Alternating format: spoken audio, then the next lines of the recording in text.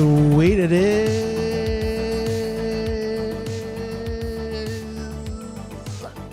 To be loved by you nerds, what is up? It's me, your buddy pal HeyArcher. Welcome back to HeyArcher Live here on Nerd Affiliated.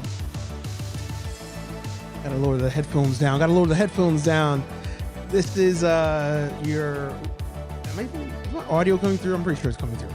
This is your weekly Thursday night nerdy talk show where, of course, your host is late, but also it's the talk show where we hopefully by now, as we approach the weekend, you've poured yourself just a little bit of vodka, whiskey, beer, tequila, more beer, more vodka, more whiskey, and more beer. as I'm distracted by just how bright it is right now in my face. There we go. Still bright, but it's fine. Yeah, HeyArcher Live, Thursday night, 8:15. That's what we're doing. If you have, I'm out of frame. That's fine. If you have the YouTube channel, podcast, blog, OnlyFans, newsletter, smoke signals, whatever it may be, put it in the chat. Support one another. Plug yo shit. We have a lot of stuff to talk about. And yeah, that's about it. We got stuff to talk about. It's weird because we've been talking for the last couple of days. So this is week number 2 of me going live multiple times a week and in the week. And I've been enjoying it. I gotta admit, I've been enjoying it. So hopefully you guys have been enjoying it as well. As we, like I said, cruise into the weekend. I don't have TikTok going right now, so it's fine. It's just us. It's just us today. But without further ado, the man, the myth, the legend, it is me. I'm the problem. Once again, it's me. Get to see all of you guys here and ladies here today. So the reason I was tardy today, I got sucked into watching Dr. Odyssey. And I gotta admit, I'm not like ultra crazy about the show. Like, it's good. I'm not like, oh man, this is the best show ever. But today's episode, he's like, if you don't know, it's Joshua Jackson. He's a doctor on a cruise ship. And every week there's like new, there's a new theme on the cruise ship. And then there's like drama on the cruise ship. But everything's on the cruise ship. And on this episode, he's actually not on the cruise ship. He's back home in, I think, Connecticut or something. So I was kind of like intrigued by everything that was happening. And then I was like, oh, shoot, I have something to do tonight.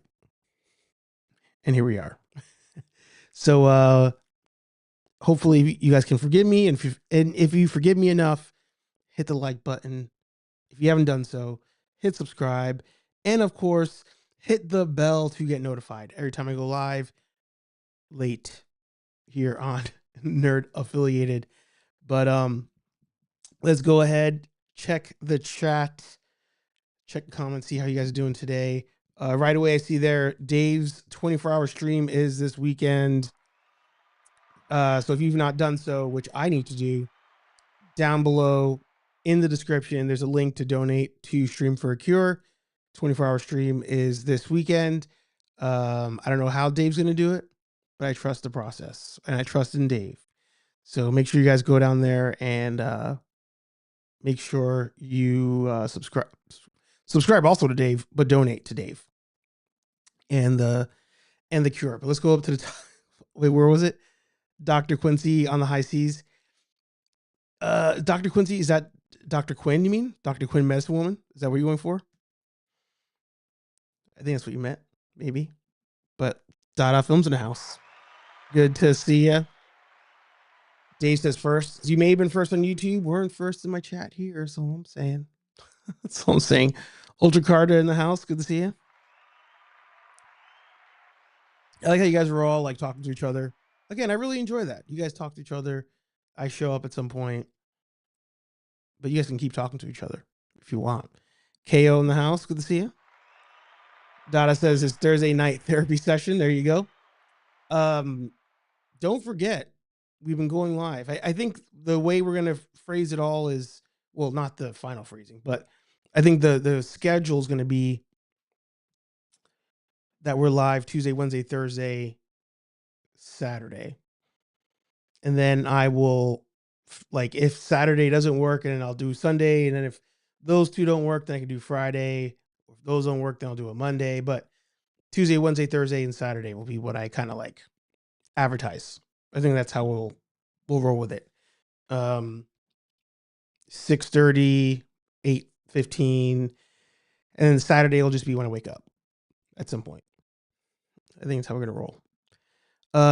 No more how sweet it is. It's how bright it is to be loved by Dave. There you go. Patrick in the house, gang gang. Good to see you.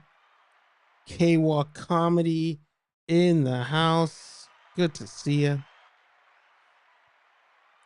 Check out Theater Investigation Team Show podcast at your discretion. There you go. There you go. I think you should be able to throw a link in the comments, because you have not admin, you have mod privileges. As I try to look manly, drink it out of my missus cup, wincing at the amount of gin in this cup today.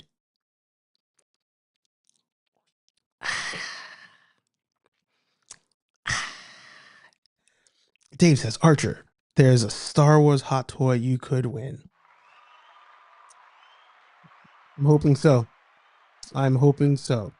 Dada says, Quincy from the 80s, Jack Klugman. I don't know Quincy. Let me look it up. TV show, Dr. Quincy. The dude from The Odd Couple, right? Wow, 8 seasons. 8 seasons, 1976. You know, it's funny. Dada doesn't miss, so I don't know why I doubted that when you said Dr. Quincy, you did not mean Dr. Quinn. Doesn't miss. That's the Odd Couple guy, right? No. Was that the theme song? Oh God, no, that's killing me. That's killing me. Hang on. The Odd Couple theme song. Tony Gilroy responds to Andor. Great. I'm sorry. I'm sorry. What? Okay. What? I didn't finish Andor yet, so that's in this. That's in the show. Okay. Hang on. Let's wait for the ad to play through, and then we'll. What? What did I just see?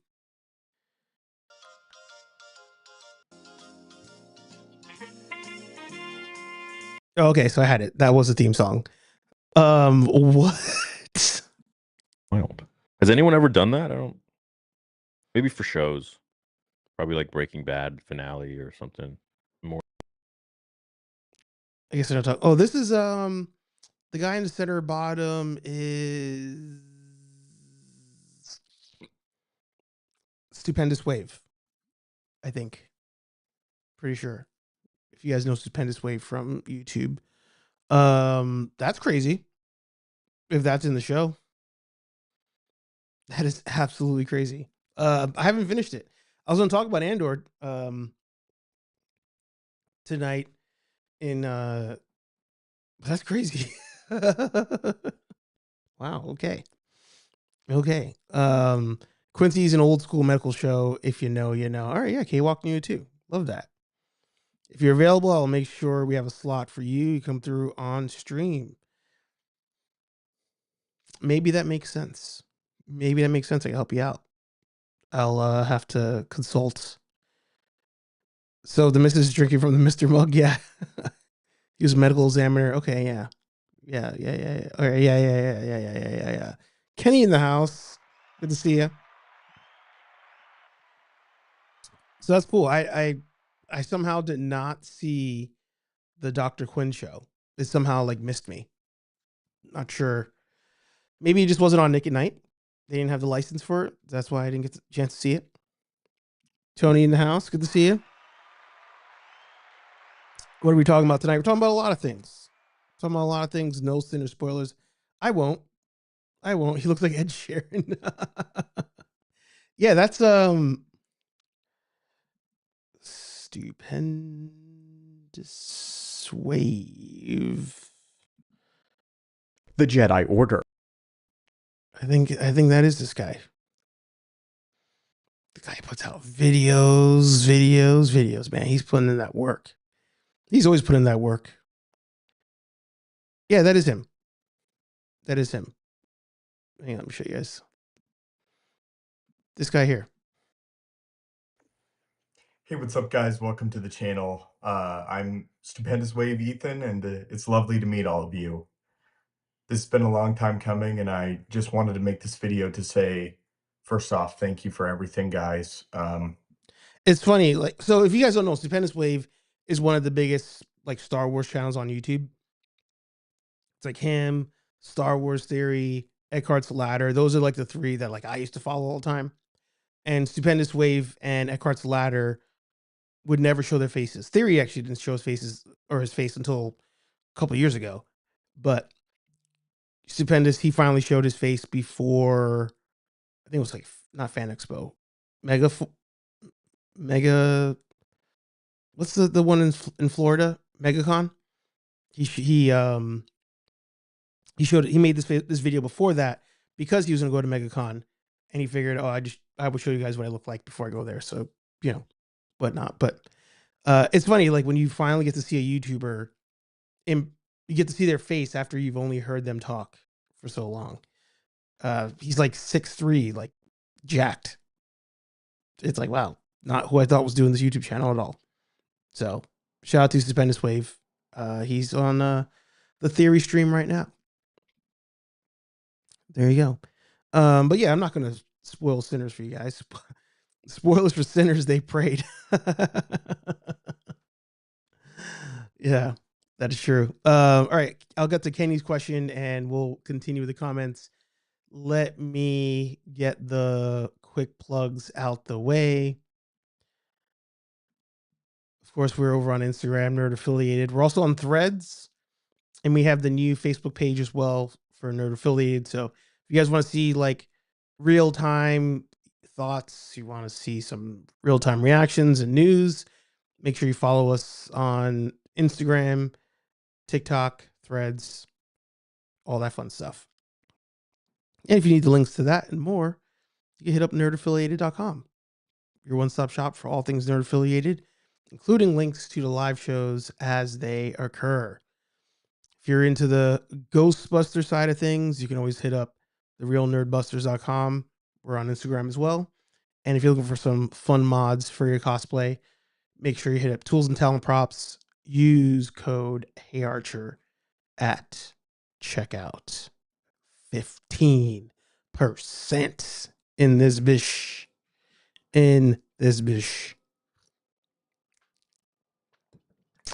So I've been saying this all week. I'll say it again. When it comes to Sinners, make sure you guys see it in like at least IMAX. IMAX should be like your bare minimum.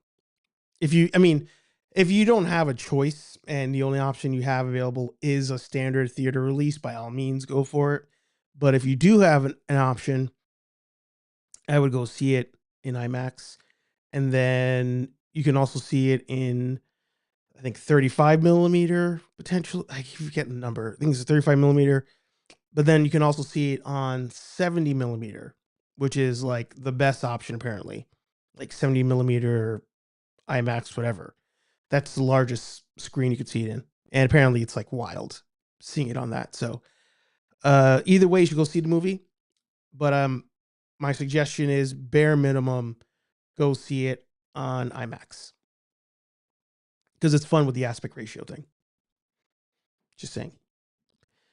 So Kenny said, "Do you think Spider-Man will show up in Daredevil season 2?" I hope so, but I don't think so. I don't think so. There was a story that came out the other day where Vincent D'Onofrio said he wouldn't appear in any of the movies, and it turns out that is due to the agreements they have with Sony about how they can use their Spider-Man characters and Spider-Man villains, who can use who and where and how and all that stuff. So because of all that, he can't do the movies at the moment. I think if he does a movie, it has to be a Spider-Man like dedicated movie. When it comes to Spider-Man showing up in non-movies, I don't think that's going to happen for the same reason. Sony's only loaning Spider-Man out when it's convenient for them. If Marvel and Disney are essentially forking up the money for most of it, this is an old story, but many, many, many, many, many years ago, before he appeared in Civil War, I might as well just look it up. Let's see, Spider-Man Marvel Studios deal. When did this story come out? 2015 is when that came out. 2015. If I search that, it's tough.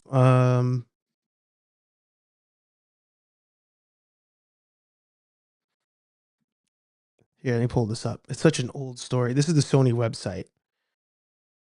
It's crazy too to see Bob Iger here as a CEO, because this was when Bob Iger was there, and then he left Disney, and then came back to Disney. So they this was their announcement that they're doing a partnership so that Spider-Man can appear in the MCU, but he's still going to belong to Sony. So that was in 2015. Now at that time there were stories going around. Let's see if this one has it. So this is Variety. Marvel has long wanted to put Spider-Man in movies, but since Sony Pictures controls the rights to the character since 1999, the web slinger has been off limits. Making a crossover could have been costly, since Disney would have been expected to shell out millions. But actually the deal turns out to be much cheaper, more like free. So here it says Marvel Studios won't pay Sony Pictures for the rights to put Spider-Man in Captain America Civil War, the Avengers franchise, blah, blah, blah. At the same time, Marvel won't receive a cut of the box office of any Sony films that feature Spider-Man. Sony won't receive a percentage of the revenues Disney makes from the Marvel films that have Spider-Man either. So, as I was struggling to read that. So, the way that it was announced, if you guys can go back that far, remembering the story, it was like, we're going to loan him to you. Like Sony's like, I'm going to loan Spider-Man to Disney, and in turn, you won't have to pay us for it. The caveat was, we're also not going to fork up any money for you to use Spider-Man. In fact, you're just going to pay us to do it. So we won't take any of the profits from the movie, as long as you just pay us to use them. And Marvel was like, cool. And that's how he ended up in Civil War. And then what happened after that was, when Marvel was like, hey, this was a huge hit, people love Tom Holland, we want to do a Spider-Man movie. Sony was like, cool, you can use Spider-Man, make an MCU movie, we get a bunch of profits, we're taking a cut of the box office, we're also not going to be investing into the movie. So you're doing all the work and we're getting a crazy cut. And Marvel was like, whoa, whoa, whoa, whoa. And then that's when like things were like Rocky, like would Spider-Man come back again? Like was Civil War the only time he was going to show up? It was all because of that deal. And eventually they made a deal. But everything when it comes to the Spider-Man universe, so Spider-Man and his Rogues Gallery, everything is owned by Sony. And if he's going to appear in Marvel MCU things, deals have to be cut almost like one-off deals. Somehow Kingpin managed to slip through there because Kingpin is a Daredevil villain. He is the Daredevil villain, but he's also part of the Spider-Man Rogues Gallery. So that one slipped through, but it doesn't mean they can put him in a movie because of whatever deal they have in place. So because of all of that mess, that's why I don't think Spider-Man will end up in Daredevil. But it was funny to see all those memes where they're showing all the heroes like asleep in their bed as the city goes to shit at the end of Daredevil. Slight spoiler. But it's funny. Like nobody showed up. Nobody showed up. Similar to Doctor Strange. When the whole WandaVision thing happened, the largest like magic sorcery event occurred right across the water from New York City, and like Strange didn't even show up or acknowledge it. It's crazy. Crazy. The man collects in the house. Good to see you.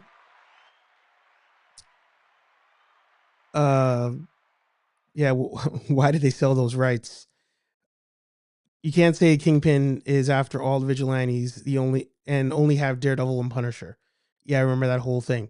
So, this goes even back further, right? This goes back to when Marvel was going to go bankrupt, and they just started selling off the rights to things. You get TV rights for this, you get movie rights for that. Like, it all stems from that. So people for the longest have been like, I want I want Disney to buy back all the rights to Spider-Man so they can own him in the MCU. Because I think Marvel still... Does Disney technically own Marvel? Who owns Marvel? So they are under Disney. So I feel like at some point, like if Marvel owned... I mean, if it was that easy, Disney has the money to get the lawyers to make sure they get what's theirs. So it's definitely going to be more complicated than we can currently fathom. But Disney owns Marvel. That's what I thought, but I was like, let me make sure. So Disney owns Marvel, but I guess they also just sold the rights to character likenesses and IP. So that's why Sony still has it. And then Disney ended up buying Fox, so that's how they were able to get back the X-Men. But it all stemmed from when Marvel was going bankrupt back in the 90s to 2000s. I mean, that's how this mess started. And it's just crazy they haven't rectified it. But if I'm Sony, I'm trying my best not to rectify it. And I think part of the deal, if I remember correctly, was as long as Sony kept putting out Spider-Man related movies within X amount of time, they get to keep their license or that license. And that's why you keep getting like, Venom, Morbius, all that stuff. Going to box office real quick to prove a point here. If I go to Comic Studio, Marvel,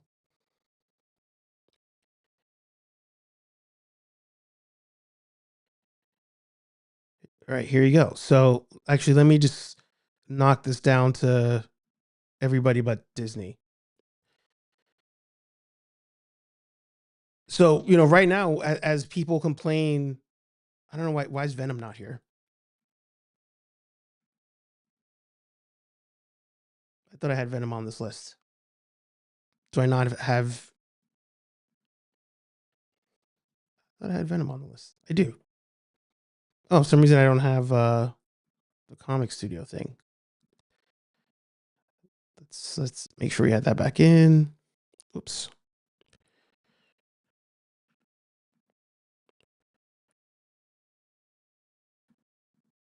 Oh, I don't have the first Venom movie? All right, I'll have to add the first Venom movie back in here. Anyway, we all know how that plays out with the first one. But you know, for as much crap as people give like the Sony Spider-Verse stuff, Sony's making buku cash on everything Spider-Man. Because don't forget, they still have Across the Spider-Verse.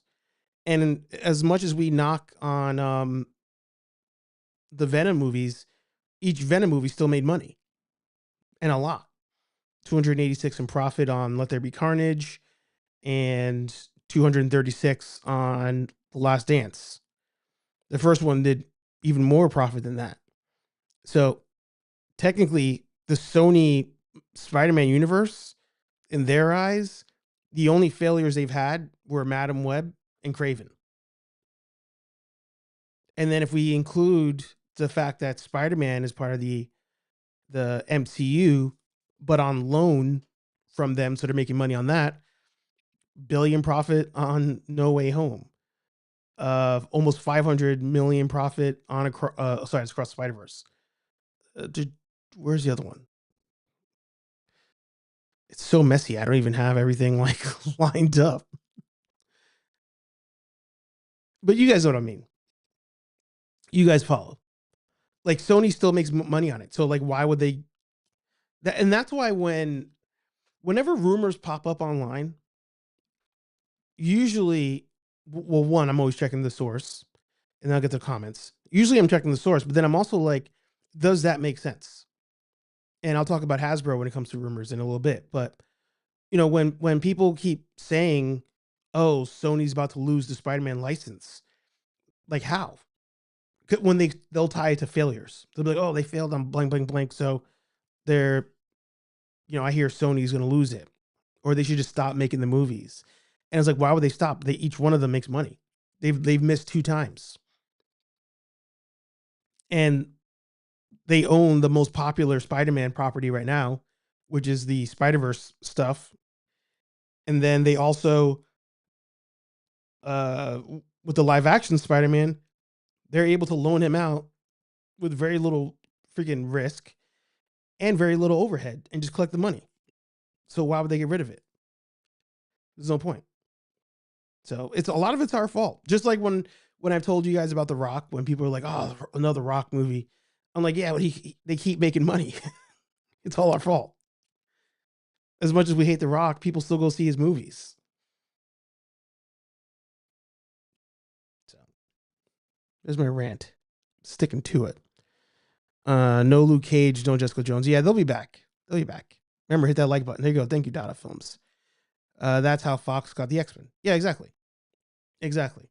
So, I think at this point, the easiest way for Disney to reclaim Spider-Man would be to buy out all of Sony and literally own Sony. But at that point, now you're really into monopoly rules, and government doesn't like that. And I don't think Disney's trying to acquire a new company at this moment. I don't think they're trying to spend that money. They can't lose it when they own it, as long as they make the movies. Even if they lose profit on them, they just have to keep making them to keep the license. Yeah, exactly. See, Tony co-signed it. He co-signed my assumptions. But speaking of, Disney stuff, there is one thing I noticed today. Star Wars Starfighter has made it onto Box Office Mojo with a release date of May 28th, 2027. So that date's now on the books. We'll see if it actually happens. We'll see if they actually release it. But, we're, I was going to say we're excited, but I'm not. I'll be excited when I get a trailer at this point. I need proof. I need proof it's actually happening. The announcements, when it comes to Disney, in reference to Marvel and Star Wars, I believe it when I see it. how many movies now have we gotten promised and none of them come to fruition? So I'll believe it when I see it. I'll come back to that one. I'll come back to that story. I think it makes sense to keep rolling with Star Wars at the moment, since we're talking about all this stuff. So Andor premiered this week, and as I mentioned on yesterday's stream, I had no clue Andor was coming out this week. If you guys knew it was coming out, let me know down below. Zero. And you guys know I have 5 Instagrams or 6 Instagrams of various covering various corners of the nerd space, and I had zero acknowledgement of Andor coming out by anybody. I saw the reviews, I saw they had a premiere, but I saw no dates or no tonight's tonight, none of that stuff. So Andor came out.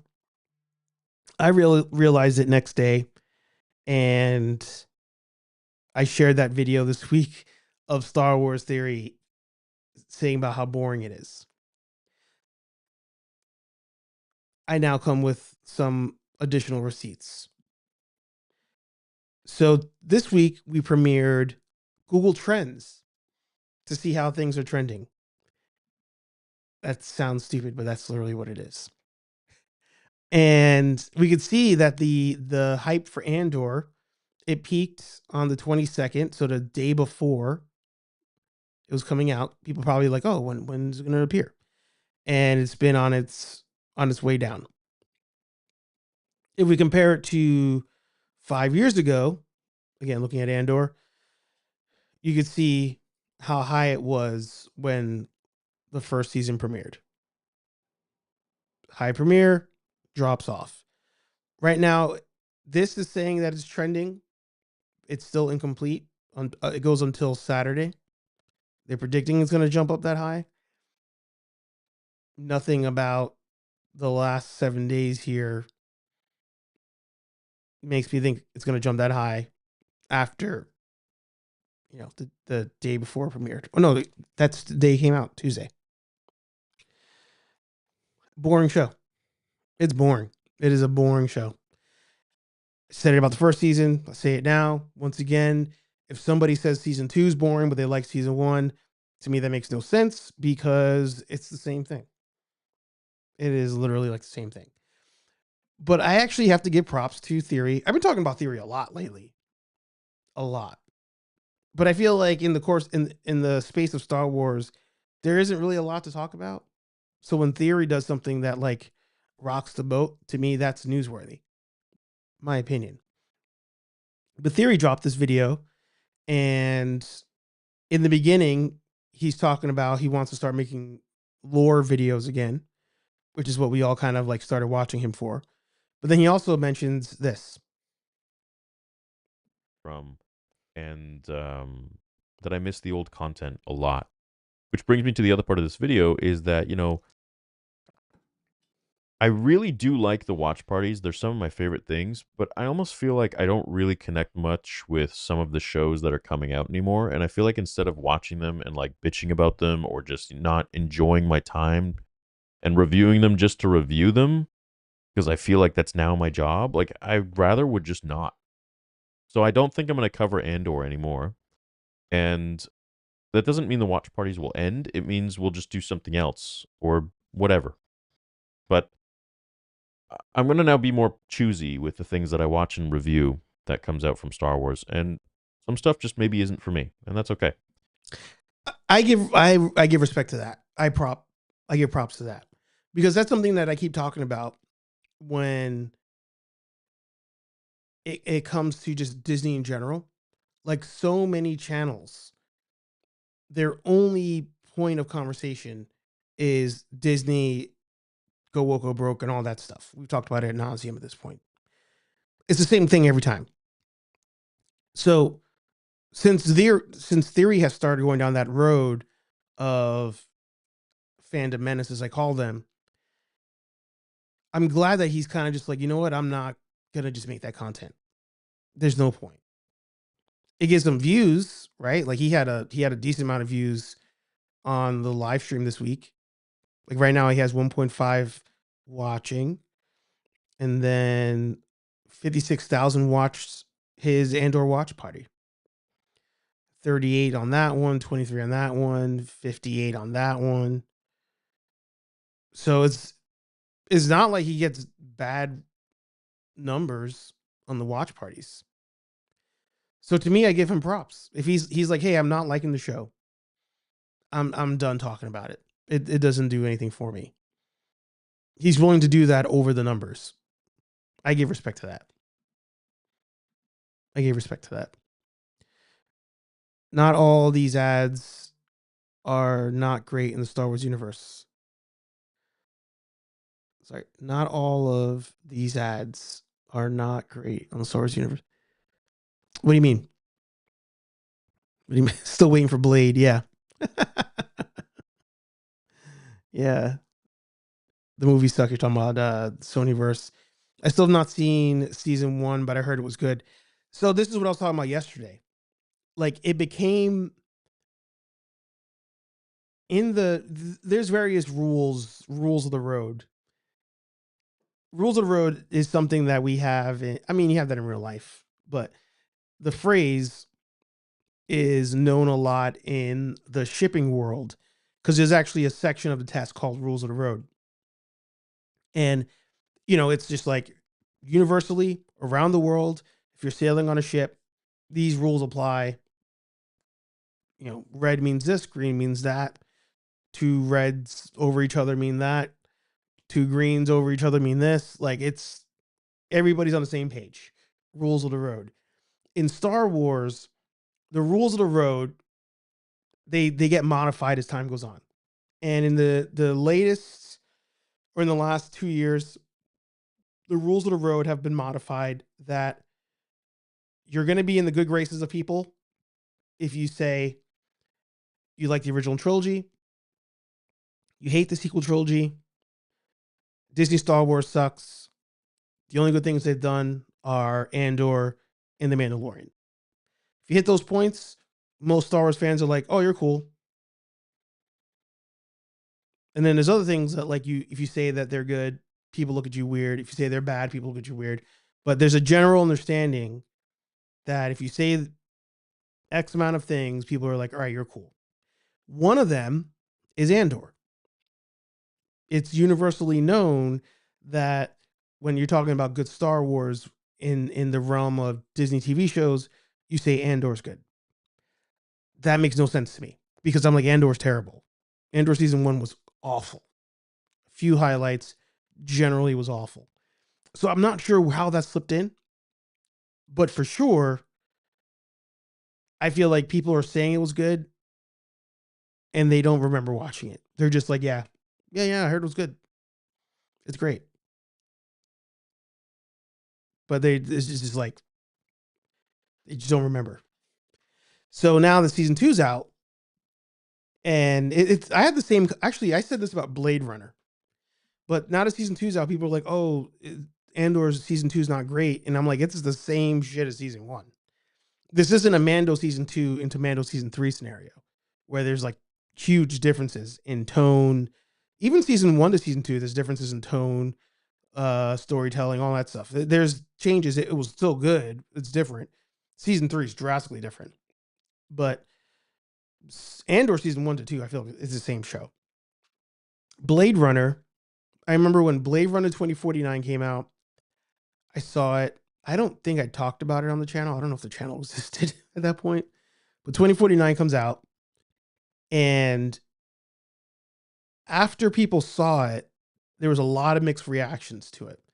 And I remember saying, like, how do you not like Blade Runner 2049 if you love the first movie? We can argue technology's too different. We can argue Harrison Ford's not in it enough. You can make like those little arguments, but like as far as like tone and the music and the way that the storyline goes, I'm like, it's the same thing. To me, it's ridiculous to say I love Blade Runner, I hate Blade Runner 2049. Love Blade Runner 2049's nah, it's the same thing. It's the same thing. It would, I guess an equivalent to would be, I love Ghostbusters. I hate Ghostbusters 2. You could say I don't like part 2 as much as part 1. There's no way you could be like, I hate part 2, love part 1. They literally copy the same formula. Don't make sense. Dada says, it's a little ridiculous. This whole show is based on Star Wars and you're not going to review Star Wars content. You mean Star Wars theory? Well, it's a fine line, right? It's a fine line. Like,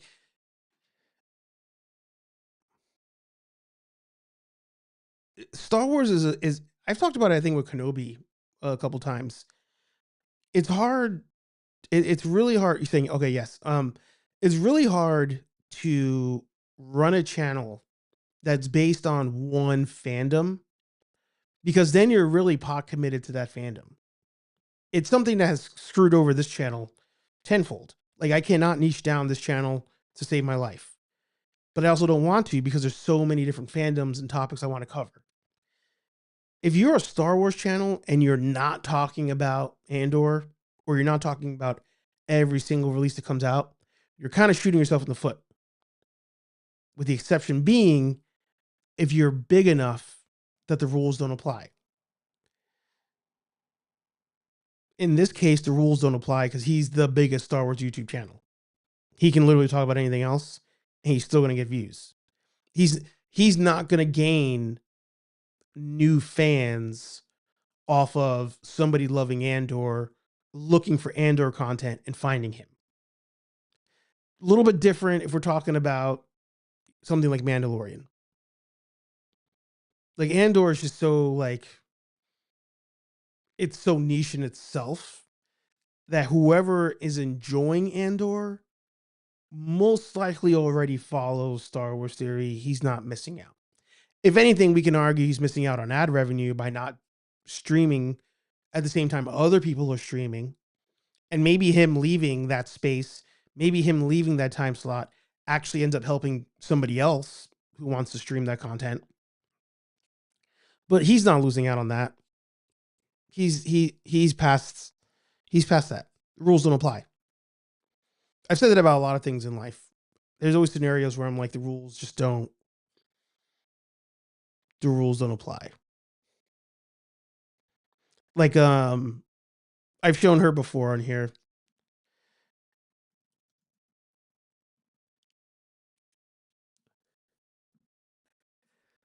Emma Chamberlain, one of the biggest YouTubers on YouTube, I would say.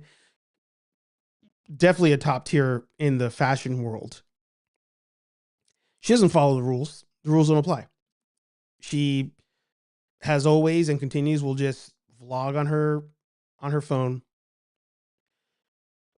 She'll do sometimes very random thumbnails. She vanishes for months at a time. Doesn't upload the same time slot. Doesn't upload same day of the week. Doesn't invest in mics. But she's gotten so big, she's at the point that the rules just do not apply. And that's kind of the goal for everybody. Like, everybody's goal should be, you get so big, the rules don't apply. Another scenario, actually, cancel culture, right? Cancel culture, in its essence, is society is saying, we no longer support you. You're done. You are done. And while it worked for people that were like heavily in the Hollywood space, it didn't really work for trying to cancel musicians. It didn't really work for trying to cancel podcasters, trying to cancel comedians, because their fan base is their fan base. If their fan base needs to be the ones to cancel them. But if the fan base has been rocking with them the whole time, and then something comes out, and the fan base is just like, I kind of knew they were scumbag anyway. I like watching their show. I like going to their shows. You can't cancel them.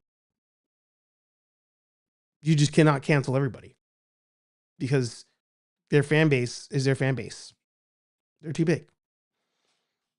It may work for a smaller person, but then that enters the casual conversation again. You know, like if your fan base is primarily casuals and they cancel you, yeah, you're effed. But if your fan base is mostly super fans, then you'll be pretty good. Because unless they decide to stop messing with you, it doesn't matter what is on TV. Like we'll use Kanye West as an example. Like Kanye West, like everybody tries to cancel that man. Everybody tries. He keeps upping the ante on how much of a scumbag can I be? How effed up can I be? But at the end of the day, the hip hop community still rocks with him so hard that like the government could say cancel Kanye West. Like The View could say it. Like Emma Chamberlain here could say it. Like all these people could say it. But the hardcores of him is such a large. The hardcores are so hardcore about Kanye West, and it's such a large pool of hardcore fans that it doesn't matter. It literally doesn't matter because they're going to keep rocking with him no matter what. So there's been a long-winded answer about Star Wars theory. And if anything, I appreciate the fact that he's like, I'm not going to subject myself to this anymore and contribute to just the negativity. I give him that. Props to him on that. Let me make sure I catch up here. Bring it on fire and heat. Ultra Carter said, I haven't watched Blade Runner 2049 in nearly 7 years. And I still remember watching it when it was airing on Cinemax back in 2018. When I used to have DirecTV. Yes. Right. Yep. Still. Rogue One is one of the best made other than the original. They should have left it alone. Yeah. Rogue One, top 3 Star Wars movie for me. Top 3. Andor show was pointless. I was excited for it because I loved Rogue One that much. I didn't understand why we needed it. I had faith in it because we didn't need Clone Wars either. And yet Clone Wars made me love the prequels more because of all the extra story we got. But I don't know. I feel him refusing to review it shows the studios that we don't want content. Sorry, that we don't want that content, and he's hoping to get more people to stop watching it with him trying to change the studios from the outside in. Trying to put a thought here. Him deciding to not watch it, I think, is better than him saying don't watch it, but he's still reviewing it. If that's along the lines of like where you were going with it. Like he's just like, it's bad, I'm not going to review it. But I don't think at the same time he's out here dropping multiple videos bashing Andor. Like there's other people that will release videos bashing Andor, still watch Andor, and still like talk about how much they hate themselves for watching it every week. I guess you could say I did that, right? Like I watched all of Skeleton Crew, but I feel like I have to know what's happening in Star Wars for the sake of this channel. I'm not big enough yet to not have the rules applied to me. So if anything, if he stops watching it and then other people forget about it, that could help us. Like if he stops watching it and he stops talking about it altogether and other people forget, like, because you still need influencers to up your shows in this space. So like if the influencers stop talking about it and the viewership goes down, then maybe that helps us. What are the top 10 Star Wars YouTube channels? I'm curious. I used to watch Jedi Council back in the day before they broke up. That was a good boy band. So for me, it was, and I know there's other ones, but for me, it was always Star Wars Theory, Stupendous Wave, Eckhart's Ladder, General Kenobi's bunker.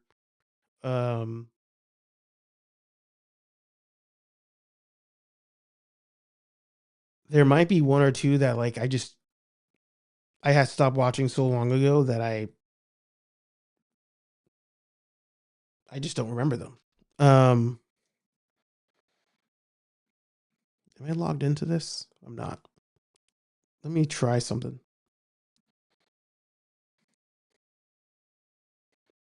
Let's try something.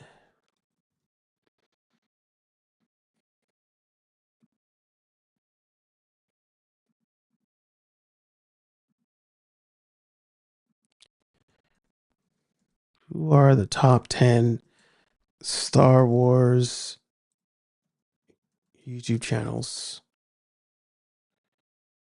in 2025?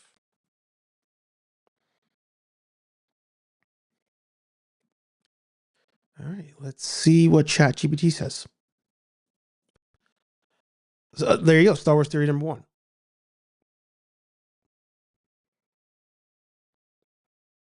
Operated by Nietos Dadbe, also known as Twos.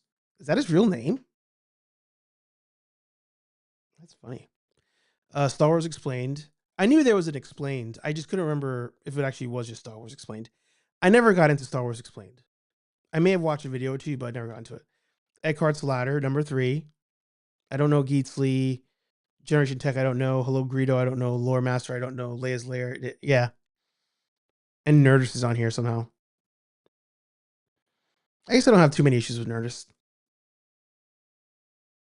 Oh, that's Screen Rant. Okay.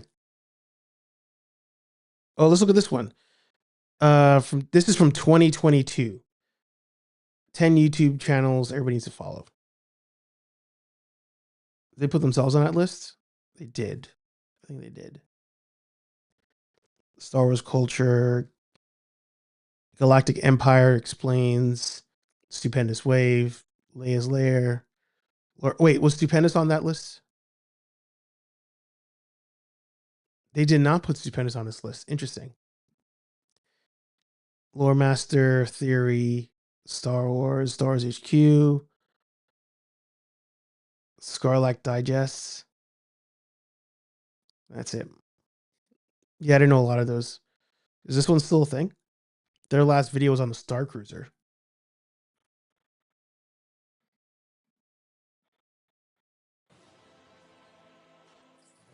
Oh, they got 4,000 subs. I mean, it's more than me. They did a video 2 weeks ago. That's cool. They made the list without putting out a crazy amount of content. Good for them.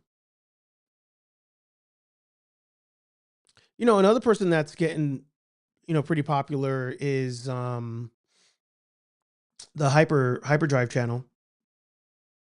What's his face down in Florida? Like, he's pretty popular. But I think what happens with him sometimes and some other YouTubers is I could only take so much. Everything is or this is all great. And that's why I don't watch some channels. With when the news came out about Kathleen Kennedy, a lot of channels grabbed onto it as truth, and that turned me off from a lot of channels. Because I was like, wait, you didn't bother to check, which has been my thing lately. I'm all about like, where did that come from? Like, who said it? So there's a lot of channels out there that we shared the same space of like toys and this side of YouTube, same friend groups. But I don't watch a lot of the content because it just doesn't interest me that much. They're not different enough. One of the ones that should be on that list of great YouTubers, you guys know, is General Kenobi. I don't know anybody who knows more about Star Wars than him. So like, I watch Kenobi because not only is he my friend, but if he says something or if I'm curious about something, he has the answer because he's read all the books, watched all the shows, rereads the books, has a amazing memory. So my 1 and 2 would be of YouTubers, Kenobi first, and then Theory would be second. But I think just because of, I guess he's just always been there.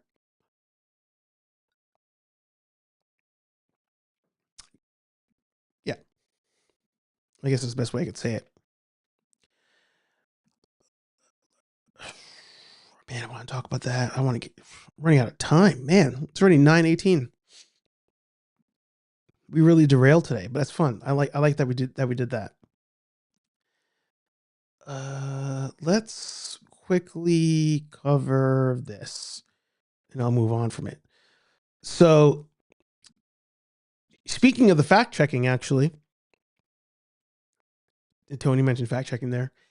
So Hasbro had their earnings call today and killed it. They killed it. I need to actually let me rephrase. They had their earnings call. They also released their earnings, and as far as their earnings go, they killed it. I did not listen to the call, so I need to do that and report back to you guys. But they killed it. Huge bounce today on that news. And the reason it's such a big deal, I posted about it on LinkedIn. I rarely post on LinkedIn other than like reposting things, but this one I had to post because Hasbro killed it, and they may be one of the only few toy companies that will kill it and continue to do okay. Because this is our first month of the tariff stuff, and they moved a lot of their stuff to digital. So it's a interesting concept because we as collectors have bashed Hasbro for being like, oh, they're going to be a toy company. Are they leaving us behind? Are they moving on? I've talked about the prices of things, and I had my theory that Hasbro, if I was them, maybe I would focus on the higher end collectibles and the HasLab type stuff and license off everything else. But it seemed like they were ahead of the curve because as things get crazy, their moneymaker is already made in the States, and that's Magic the Gathering and all that kind of stuff. All the things that we like to buy, we're going to be effed on. And they've acknowledged they're going to have to pass those costs on to us. As much as people hate when I talk about tariffs, again, it has to do with literally what we collect. And yeah, it was impressive. It's impressive. I'm curious about Mattel and a lot of the other companies as we roll on. We had this come from Good Smiles online. I think Patrick is the one that brought this company up to me. But they released a statement, and they're going to pause all new pre-orders. And then they say here, in addition, we're delaying shipments of products entering the United States until further notice. This is a smaller company, as far as I understand. I heard of them like twice, but they're saying it. They make toys. Big Bad had previously said it. They're a reseller of toys. So now that the main companies are starting to say it, or the manufacturers are saying it, this type of thing is going to be the norm. And it's going to be the norm for things outside of toys as well. So the fact that Hasbro still had a good outing today on their first quarter, before all this even happened, that was a big deal. On top of that, Hasbro announced that they were able to re-sign with Disney.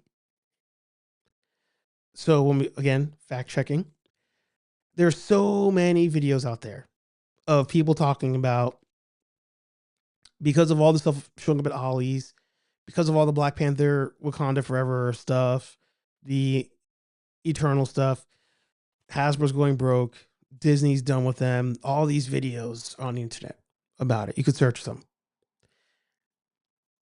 But if things were that bad, why would they renew? Because Disney's like, hey, if there's a toy company that I'm going to feel kind of safe with at the moment, it's going to be them. Because here's the thing. And the CEO said this before. Their main bread and butter right now, Wizards of the Coast digital stuff, the digital games like Monopoly Go. As far as physical things, Play-Doh and Monopoly games, all of that's their main moneymaker. The stuff that we collect is just, as long as it supports itself, whatever. They're not riding or dying on it. So as things get crazy now with the tariff stuff, other companies might have to close up shop. Other manufacturers may have to start closing up shop. This is the one toy manufacturer that if things get that bad because of the product that's making them the most money, I'll let you use my license, put them on some magic cards and whatnot, which they already have. And if things do turn around with the tariff things and we could start making toys again or start doing a real push towards toys again, I know you'll probably still have those factories there because those factories are being subsidized by your moneymaker, which is the cards and all that stuff. So this is a big deal. This is a big deal. You're not going to see a lot of companies being like, I'm going to start investing in blank if it's international, especially now. So the fact that Disney's like, we're publicly going to announce that we're going to continue working with you as 145% tariff costs are in place, that's crazy. And that's a testament to Hasbro. I know there's some people who hate when I talk about this, but it's very relevant to us. It's very relevant to us. So shout out to Hasbro. They killed it today. I'll do a longer video at some point talking about the earnings once I listen to the call. I read some of the numbers. They were good. Curious to see how that holds up as things play out. Their I feel like I saw somewhere like inventory levels were slightly up. But one of the things that caught my eye when I went to their earnings report, look who's front and center as a highlight. So I need to listen to this call and see. Because one of the things I've brought up before, especially when Legacy of Nerd was on, is Hasbro on the earnings calls. The only physical product that we collect that comes up in a positive note is Transformers. They've mentioned Black Series as a stale. That's not the exact phrasing, but that's kind of what they alluded to.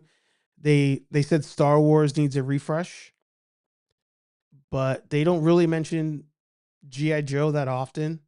They don't really mention Marvel Legends at all. They don't talk about Ghostbusters at all. So to see that as a highlight, they put a Marvel Legend there, especially Captain America. It must have done a lot better than we thought. And maybe the model of a wave is only 3 figures and they're all deluxe versus 5 or 6 standards with a Build-A-Figure. Maybe this ends up being the new standard for them, which we kind of like assumed they were testing. So we'll see. T3 in the house. Good to see you. Disney is the biggest company and Hasbro is the biggest toy company. They'll stick together until they start losing money. I mean, Disney's hard to work with from all reports. Super 7 said it. You know, the Marvel Legends team and the Star Wars team have kind of alluded to it. Bobby Valla, who used to work at Hasbro, said it. And the one thing that I'm telling you, the one thing that nobody's doing right now is investing in overseas product. You're kind of dumb if you're doing that right now. But at the same time, you can't invest in domestic product either because we don't have the infrastructure. So for them to be like, we're going to resign, not, oh, we're going to hold, oh, we're going to wait, oh, we need to see what's going on. That's crazy. That's crazy. And they could have easily been like, we'll go to Mattel because Mattel has the power of freaking Barbie and all other stuff too. They have movie rights and whatnot. But no, they stuck with Hasbro. So that's wild. Absolutely wild.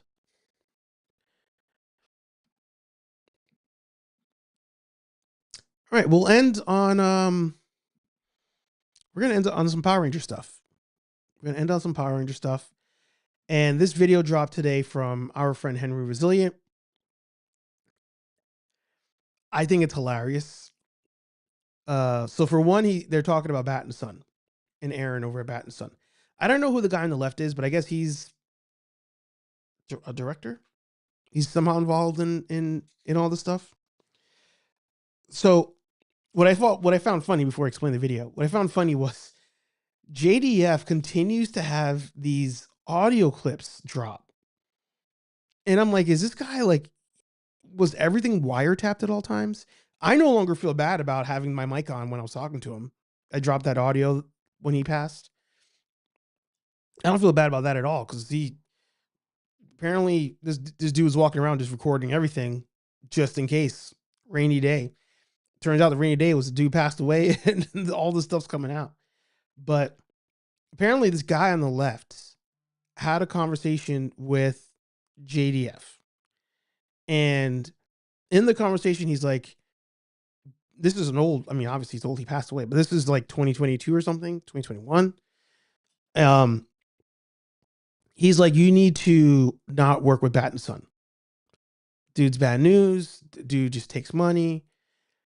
And what's crazy about this video and the clip is that JDF is agreeing that Aaron from Bat and Son might not be good to work with. So we're going to play a bit of this, give our reaction to it. I encourage you to watch the whole video from Henry. It's crazy. It's crazy. Get out of the fucking Aaron camp. The reaction. Let me go back a couple steps here. Don't fucking shirk to this. Yeah. There are people that would love to work with you, man. You've got to get out of the fucking Aaron camp. Am I wrong? Get out of the fucking Aaron camp. The reaction. When he's saying Aaron camp, he means like being in business with Bat and Son. Having here is because you're stuck in Aaron camp. Here's the thing, okay? I'm gonna tell you one story about Aaron. It should tell you everything you know about Aaron. So Captain America Civil War came out. No, sorry, Winter Soldier. Nice, Winter Soldier. For me, as a movie fan, there is no Marvel scene that I go back to again and again and again, except for one. Nick Fury in the car. Remember, Nick Fury in the car, this car sequence, and these guys are fucking shooting the car, and he's like, no, not yet. He's like, not yet, not yet, not yet. They're shooting. Car says 10% damage, not yet. 2% damage now, and this fucking can comes out of it. It's fucking crazy, dude. It's awesome. That's who you should be. You should be Nick Fury in that sequence. But Aaron doesn't know enough to build that sequence. Yeah. He's not that talented. And so for me, don't work with Aaron, dude. He's a fucking hack. I worked with you and Aaron. He's a fucking hack, dude. That's so crazy, that reputation, though. Like, I heard that from Kyle. I heard that from Lionsgate. I heard that a lot. And I get it. That's why with Johnny on set, I was like, dude, I told him, you know what? I told him so bad. Oh, my God. I was like, you know what you do? You direct action. Even your action has no fun. Dude, even as second year director, no, he's bullshit. He's not even a fucking stunt coordinator. I did tell him. I did tell him. I told Johnny. I said that he has no heart into his stuff. Like it's action, but it's the same shit. That's the problem. That's really the problem. Off you, dude. Yeah. Move on. Jason, move on, Jason. So let me tell you what. I'll tell you something, okay? There are 50. So if I'm Aaron, I'm punching sheetrock. I'm punching sheetrock. The interesting part, though, is if the allegations here are true, then Aaron's kind of done with stuff, because we're talking about the cancellation type stuff. If Aaron is out here taking advantage of JDF, or was, like, are the Power Ranger fan base, are they going to continue to rock with Bat and Son? I don't know. How much of the Bat and Son views come from the Power Ranger fan base, the hardcore fan base. I don't know. But what I am willing to bet is whenever there's a crowdfund, like for Legend of the White Dragon and other, Bat some things, I'm willing to bet a lot of that money does come from Power Ranger fans. Now, this is how the video opens up. The money stuff? Nothing. Yeah, he hides Nothing. Nikolai. But you know the money situation I text you? That was the deal. We got $4 million. He takes $2 million to direct. And I'm like, what the is that? Like, if we got $4 million to do something, you want $2 million to direct? Well, that's the deal. Dude, No, put on the screen. Put on the screen. no, it's not. Well, dude, $2 million to direct a $4 million movie? I can't. It's crazy. If this all ends up being true. If it ends up being true. The one thing, though, is if I'm Aaron at this point, I'm just going to deny it. I'm just going to deny the whole thing. What else can you do? There's nothing. You're screwed. It turns out, guys, I was ripping him off. I did do it. What good does that do him? What good does it do him? Here's what I would do. If I was somehow the one to give Aaron advice on this whole thing, I don't say shit. Here's what I do. I say that the other guy's a hack, if anything. If I'm ever pressed by it, I'm like, all right, well, name something that guy did. Because most people won't look it up. I'm not even going to look it up. I don't care enough. So what I do is I bank on the fact that people that care enough to look into all this stuff, I'm willing to bet that bank of people is small. I'm willing to bet it's small.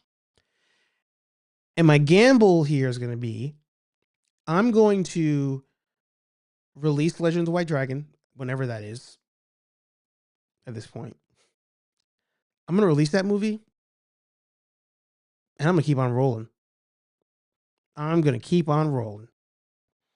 to put out another beatdown of, I don't know, Batman versus Santa Claus. I don't care. Because I'm willing to bet that the casuals who do watch my stuff and don't look into the, they aren't the ones that are hardcore about Austin St. John and all this stuff. I'm willing to bet that those people, that fan base is so small, I'm going to keep getting casuals. I'm going to keep getting freaking nerdists to want to cover the fact that I did Batman vs. Santa Claus and get all those views. What he needs to do, though, is make sure his lifestyle's not crazy. And Henry brings that up in this video, how he bought a new house, a big house.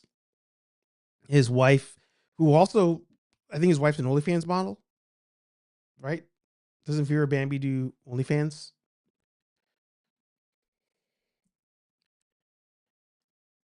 I can't spell.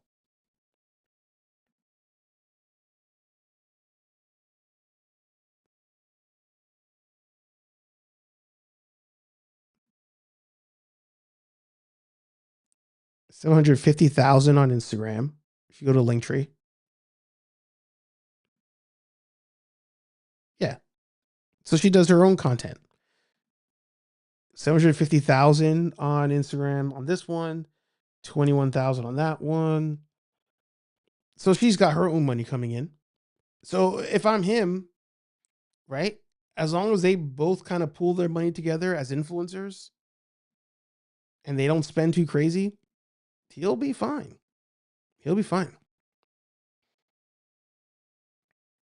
But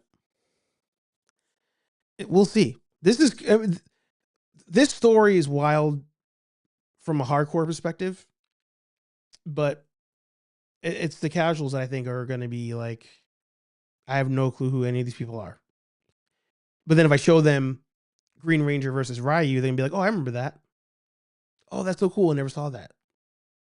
You'll get that. So I don't know. It's a really interesting story. I find it fascinating. I don't find it surprising either. But we'll see. Henry's, I think, live right now, isn't he?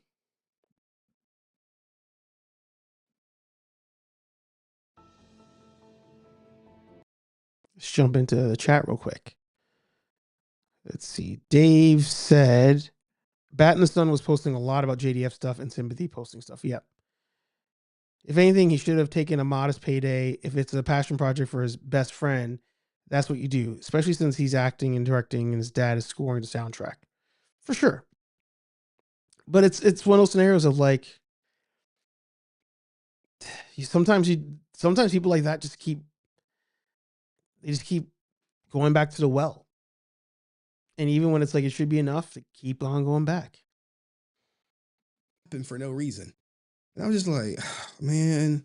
So here I am. I got Aaron saying I'm subscribed. he never asked for half the budget to direct. I got Dinesh saying he never said that about Aaron. And I'm just like, take it for what, you guys are the jury. You make up your mind on what you believe is true and what you believe is not true. But here is the voice, right?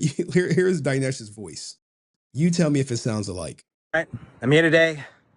Send something I love to hell. Here it is. My original N64. It's a bit dirty. All right, so you have that, and there's an interview too right here. You magazine. Uh-oh, it's loading. Sorry, guys, I have no control. Come on, man. It's time. Now, here's the thing to Dinesh. His Kickstarter success is through the roof. Through the roof. Through the roof. Everything he puts on Kickstarter, he gets funded for his comics. The number one thing you can give a comic in order to make it better is time. It's the best rate determining factor. So we thought to ourselves, how do we build the best comic we possibly can? Well, we give it the time it needs. What would a comic look like if it took the time that it needed, if we gave an unlimited budget, unlimited time?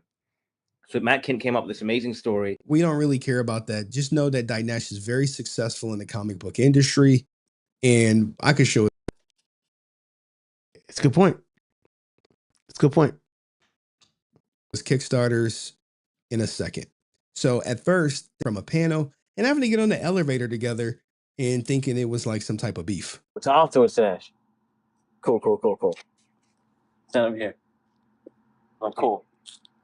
Finally, he's his fans. It's got like 40 fucking thousand fans, right? Where's the elevator? Let me go in the elevator. I'm like in the elevator with him. Okay. You put your hand right when the elevator closed. Yeah. And I was like, not now. I told you guys, give me a break. I don't want to talk for.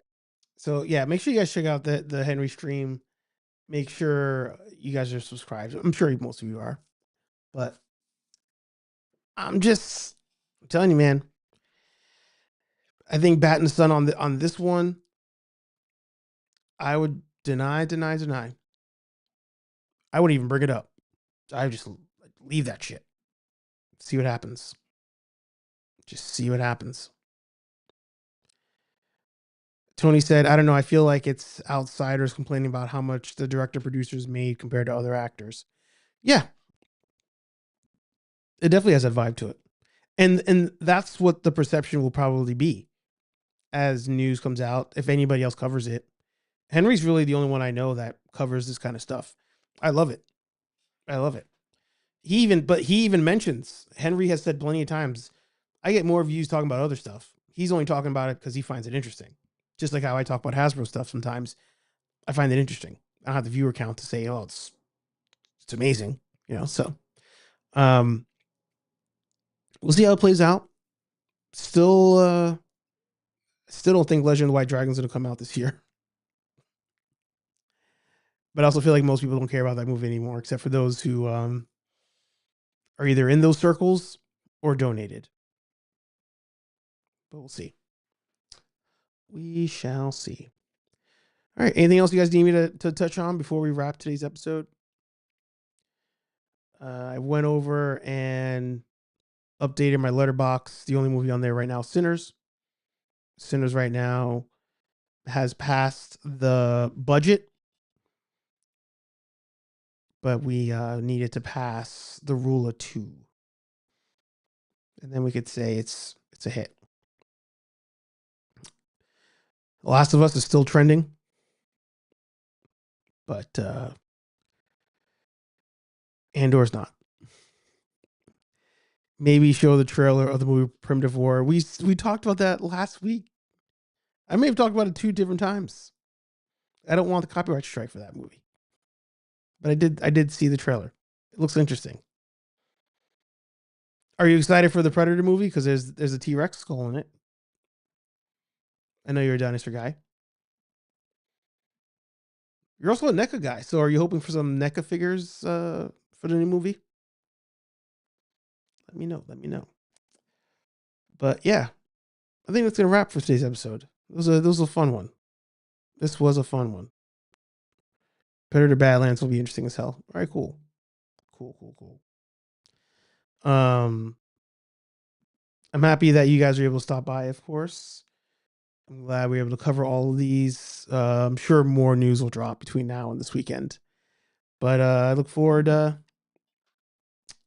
talking about it with all of you. No movie releases this weekend, but Revenge of the Sith is out in theaters. So if you're gonna see that, let me know down below in the comments. Let me know on the replay. I don't think I'm gonna go see it, but who knows? Crazier things have happened. HeyArcher Live every Tuesday, Wednesday, and Thursday. 6:30 on Tuesdays and Wednesdays, 8:15ish p.m. here on Thursday. HeyArcher Live also on the weekends. Saturday morning, maybe Sunday morning. Either way, that's why it's important you hit the bell so you get notified every time we do go live. I'm gonna work on another Ghostbuster video. Anthony has a bunch of videos he's worked on, so stay tuned for all of those. It'll be a good time. Let me know what you guys are watching this weekend, and yeah, that's all I got. It's weird talking to you guys so many times in a week. I know it throws me off, but I'm excited for it. I'm loving it. Like, comment, subscribe, and I'll talk to all you nerds in the next video. Peace. I'm out of here.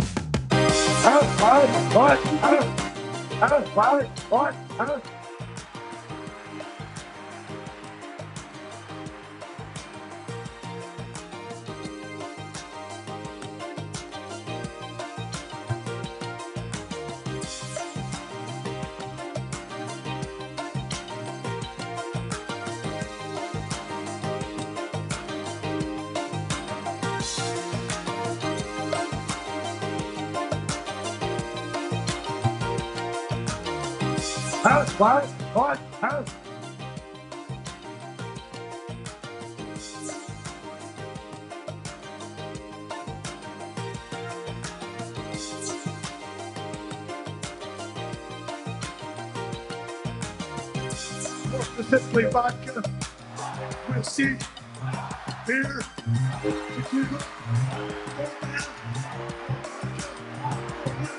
more beer. Yeah, come on, push a button. Push the goddamn button. Austin 316 says I just whipped your ass.